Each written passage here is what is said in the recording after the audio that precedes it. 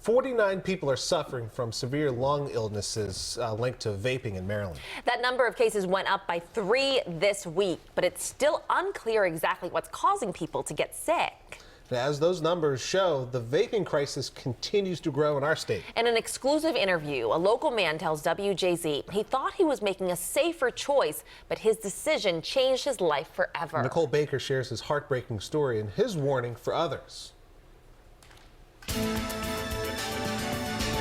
The vaping crisis is sweeping the country, killing at least 40 people and sickening thousands in nearly every state, including Maryland.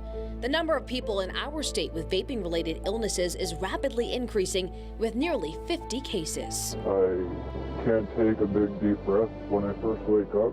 All I feel is tearing in my lungs. JR is one of the people here in Maryland whose life is now forever changed by vaping. I was very active. I used to play hockey. I was very athletic. I liked working on cars. It sucks. It ruined my life. In an exclusive interview, he tells WJZ he almost died after using a bad tank with his vape pen. I really felt like I was going to die. JR, who asked us to conceal his identity, loved the outdoors. He was an avid swimmer and loved running around with his dog. Well, that's all changed now since his near-death experience, one that came after multiple severe symptoms, including constant vomiting, a high fever, and his body literally shutting down. After several doctor's visits, he ended up in the ICU. The first night here was probably the worst night of probably my life that I ever felt. What was the scariest moment for you? Not being able to breathe. I could have had my last breath. It's an unfortunate reality that JR is not alone. It's even prompting doctors to issue an urgent warning. I would strongly recommend that they stop vaping and smoking right away. Dr. George Piragos specializes in lung disease at MedStar Franklin Square. He's seen at least 3 other ICU patients for vaping-related illnesses. We don't completely understand how this injury happens. We don't really exactly know how to treat it. Just last week, a breakthrough at the CDC. After collecting 29 samples of lung fluid from patients with a vaping-related illness, doctors found a common toxin of concern, vitamin E acetate. It's often used as a thickener in e-fluids, especially on the black market, and with THC. It's really a big unknown. But what is known is how serious these injuries are. Dr. Piragos tells WJZ there's an alarming similarity between the lung damage in his patients and those of 9/11 first responders. 10 years out, they still had problems with their breathing, their respiratory symptom, asthma-like symptoms, and other health effects. So any inhalation in the lung that causes a chemical injury can certainly have a lot of long-term side effects. Those long-term effects may not show up for years, but for JR, the life he knew of independence is already gone. Do you think you'll ever vape again? I will never touch it again. That's not worth your life. It's that simple.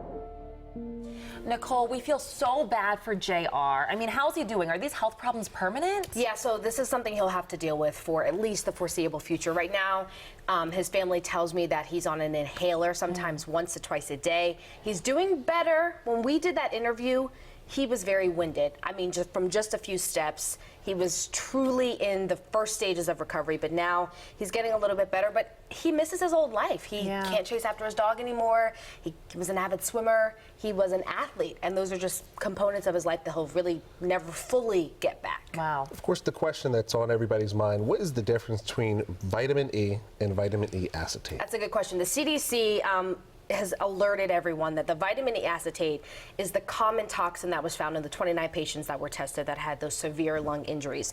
A lot of people were startled because they're thinking, hey, I take vitamin E supplements. I use vitamin E on my skin. It's not the same. So the vitamin E that you use in a supplement or on your skin that's found in your food and your cereals, that's perfectly fine. The CDC was making the differentiation that when it's inhaled and when it's ingested into your lungs, it burns. And it's used as a thickener for a lot of the black market vaping products that are out there because it resembles THC oil. It's kind of the same substance, the same consistency, and that was the alarming problem that they're finding here, is that the vitamin E acetate is kind of used to cut these products, to kind of make more of them for less money and less time. So that is a huge warning from the CDC now. They're saying, please do not use any vaping products that are THC associated at all. And to monitor your symptoms, if you're a vapor and you're doing it to quit smoking or to kind of keep on your track, at least monitor your symptoms, because those symptoms are very severe and they can turn and they can also look like something else.